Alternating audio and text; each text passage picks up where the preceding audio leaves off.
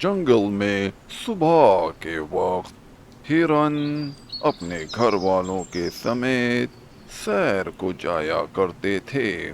وہ وہاں پہ جاتے، کھاتے پیتے، بچے خوب کھیلتے، چھلانگے لگاتے اور شام ہونے سے پہلے پہلے وہ گھر کو لوٹ آیا کرتے تھے۔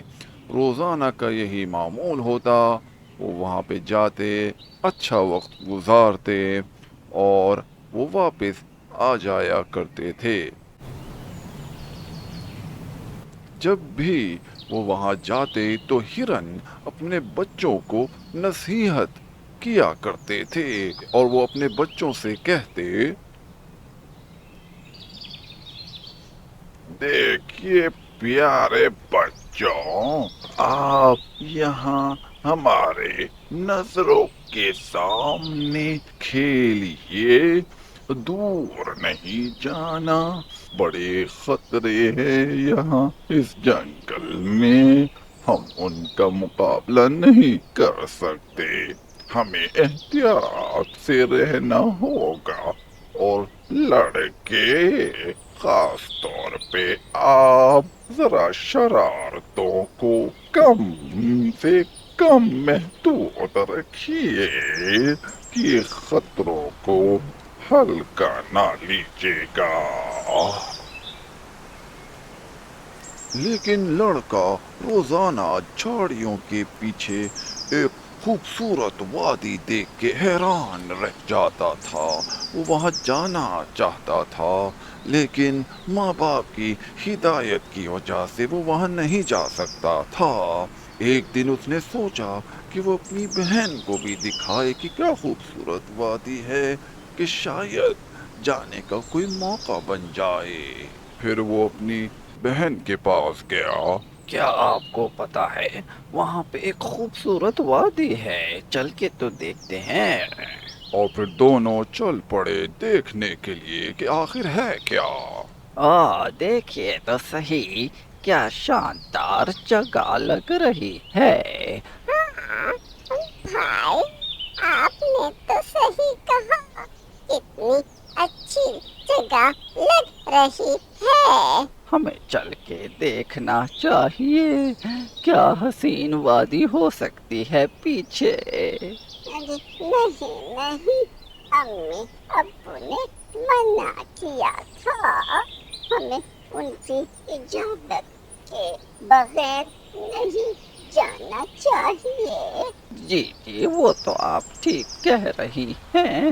جی جی، ہمیں ماں باپ کی سننی چاہیے، کیا پتا انہیں بھی نہیں پتا ہو کہ پیچھے کیا خوبصورت منظر ہو سکتا ہو۔ لگتا ہے شاید وہ بلا رہے ہیں۔ اچھا اچھا، صحیح ہے، ہمیں ان کی بات ماننی چاہیے۔ چلیے چلیے، لگتا ہے وہ بلا رہے ہیں، گھر جانے کا وقت ہو گیا ہے۔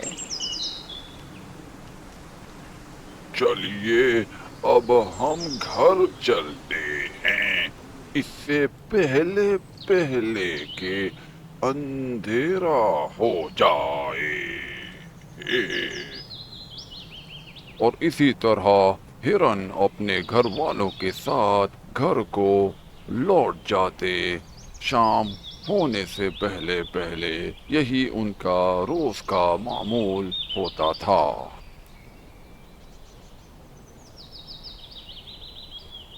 پھر اگلے دن ہرن کے لڑکے نے اپنی اگلی ترکیب استعمال کرنے کی کوشش کی اور جھوٹ کا ہی استعمال کرتے ہوئے کہا، آج تو میں بہت خوش ہوں۔ بھائی، مجھے بھی تو بتائیے، آخر ایسی کیا بات ہے جس نے آپ کو خوش کر دیا ہے؟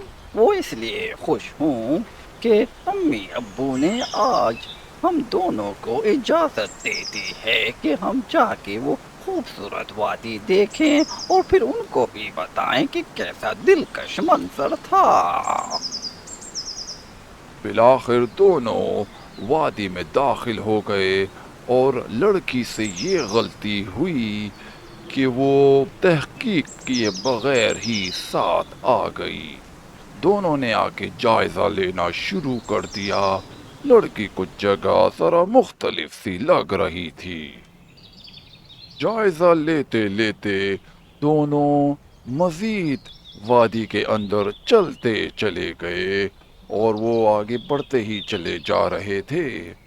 لڑکی کو کچھ کھانے کے لیے نظر آیا، اس نے اسے کھایا، اسے اچھا لگا، پھر وہ مزید آگے بڑھی۔